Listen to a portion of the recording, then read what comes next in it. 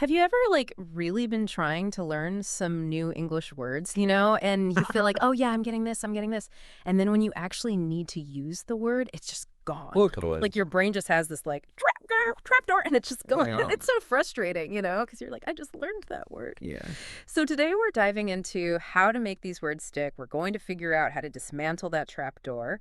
And we are going to be talking about the English Sleep podcast with Jennifer and Daniel. Yeah. And they have so many good tips about this very thing. I mean, I love that podcast. I listen to it all the time. And they have a free PDF with all their tips, which we'll link below. But we're kind of going to go over like the main points. Yeah.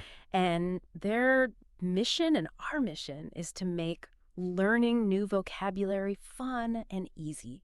And not a chore, Like, I don't want to have to sit down with flashcards. I want it to be, like, exciting to learn new words. Right. So I love this. Jennifer, she was talking about the word inevitable, something that's certain to happen, like a storm's going to cause a flight delay. That's inevitable.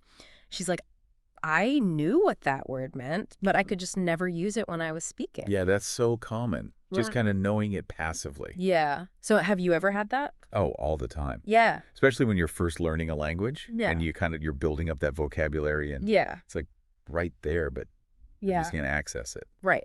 So, okay, so one of the biggest things that they talk about that I really, really resonated with was loading words in context. So, like, not just learning a word from a list, but learning it in, like, reading a book. Yeah. And they use this great analogy, which is like, imagine learning to cook just from reading a recipe book versus like watching someone cook.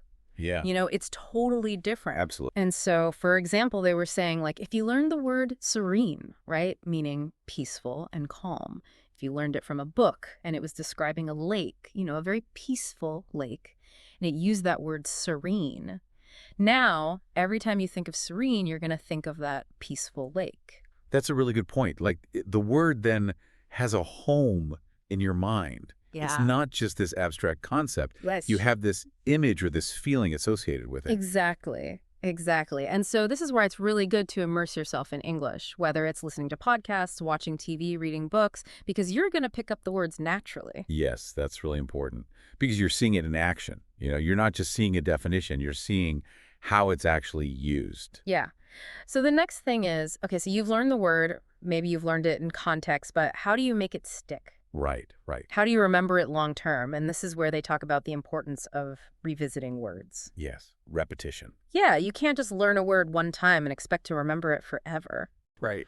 So they talk about this idea of spaced repetition. And so spaced repetition is where you learn a word and then you kind of like almost let it go. Yeah. And then right when you're about to forget it, you revisit it. Like right before it falls out of your brain. Yeah, you're like, oh, yeah, I remember. And then you kind of push it back a little further. So maybe you learn a word today, you look at it again tomorrow, and then maybe you don't look at it again for 3 days. Right. And then maybe a week later you look at it. I think that's a really powerful technique because you're basically reminding your brain, hey, this is important. Yeah, it's like, don't forget this. Right. And so they use some apps for this, like Anki and Quizlet.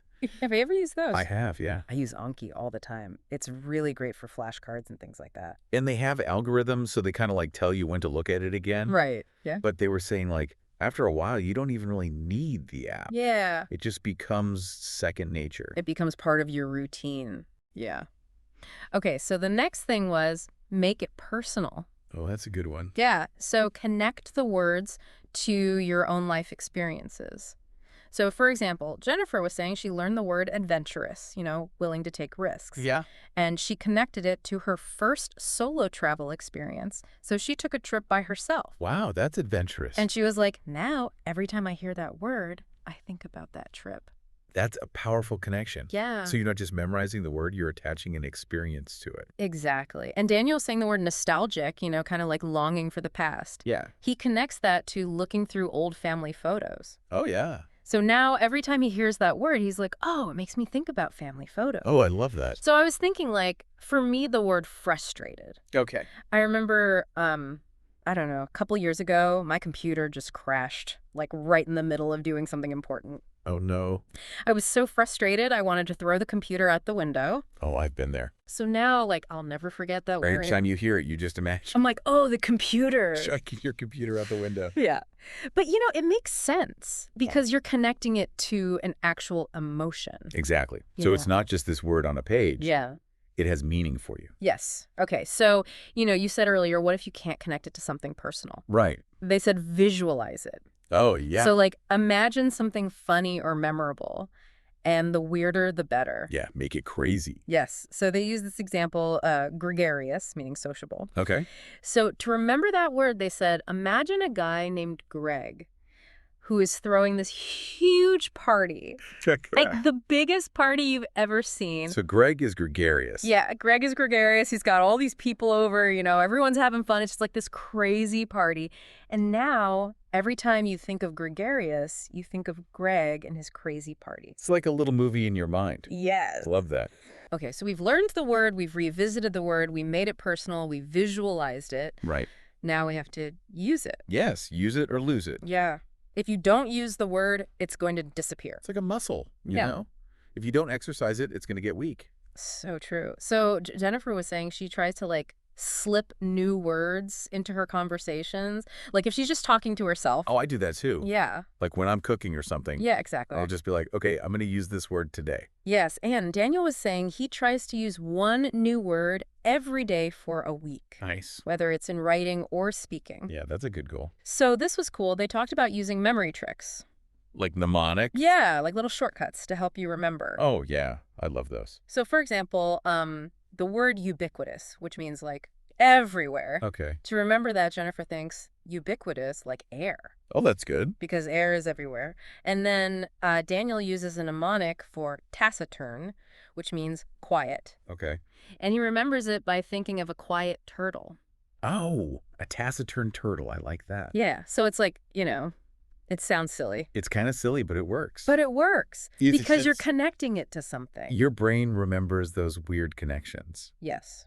Okay, and then we're getting to the end here, but learning word families. Oh, that's a good strategy. Yeah, so learning words that are related to each other. So for example, like help, then there's helpful, helpless, helper. Yeah. Or like happy, unhappy, happiness. Yes. It's like a little word family. So it's like instead of learning one word, you're kind of learning 4 words. Exactly. And you kind of, once you know one, you can kind of figure out the others. Yeah, and it helps you understand the nuances of the language better. And then the last one, learn through your interests. So like if you love sports, watch sports videos in English. Oh, that's fun. If you love cooking, read recipes in English. I like that idea. Because it's going to be more enjoyable. It's not going to feel like work. Exactly. You're learning, but you're also doing something you enjoy. Right. It's like a win-win. Okay, so the last thing, and this is something that they kept repeating, repetition and consistency. So important. You can't just do this once. It has to be a habit. Yeah, it's like brushing your teeth. You have to do it every day. Yeah, like make it part of your daily routine. So, do like a word of the day, or use those apps we talked about, or just practice self-talk. Or find a language partner to practice with. Yeah. That's always helpful. Yeah. Now, the actual podcast episode, they had this really cool part where Charlotte kind of went through and summarized all the words they'd been using, so I thought it'd be fun to do that too. Oh, yeah, let's do it. Okay, so first word, hurdle. A difficulty to overcome. So like, remembering words is a hurdle when you're learning English. It's a challenge, yeah. Inevitable, certain to happen. We talked about that. Or like the flight delay. Pumped, very excited. But you're pumped for the weekend. What else? Frustrating, causing annoyance because it's difficult. Like trying to fix something and you just can't. Just struggling, having difficulty with something. That's a good one. Serendipity, good luck. A happy accident. Oh, it's nice. Vanish, disappear suddenly. Like your keys. Yeah. Happens to me all the time. Mastered, having complete knowledge. Like you've mastered a skill. Yes. Slip away, gradually disappear. Like a memory. Yeah. Locked in, secure in memory. So you've learned it well. Yeah. Spaced repetition, we talked about that. The key to remembering. Second nature, you do it without thinking. Like riding a bike. Yeah. Adventurous, willing to take risks. Trying new things. Nostalgic, longing for the past. Like looking at old photos. Yes. Gregarious, sociable. Greg and his party. Yeah. Taciturn, quiet. The turtle. consistency, doing something regularly. Very important for language learning. And lastly, slip it into conversation. Use those new words. So that was pretty cool. Yeah, that was a good recap. It's like a little mini lesson in itself. It is. So, we've gone over all these strategies from the English Sleep podcast, and it's clear that, building vocabulary doesn't have to be this big, scary thing. No, absolutely not. There are so many fun and effective ways to do it. And it's all about finding what works for you. Exactly. So I really encourage you to, try some of these tips out and see what happens. Yeah, experiment. Have fun with it. And on that note, I want to leave you with this. What if you started learning new English words that were specific to the things that you love? Like maybe you love history, learn history words. Maybe you love music, learn music words.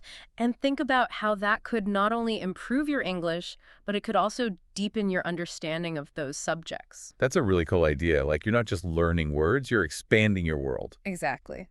So I'm going to leave you with that. That's a great thought. I hope you learned something today, and we'll see you next time.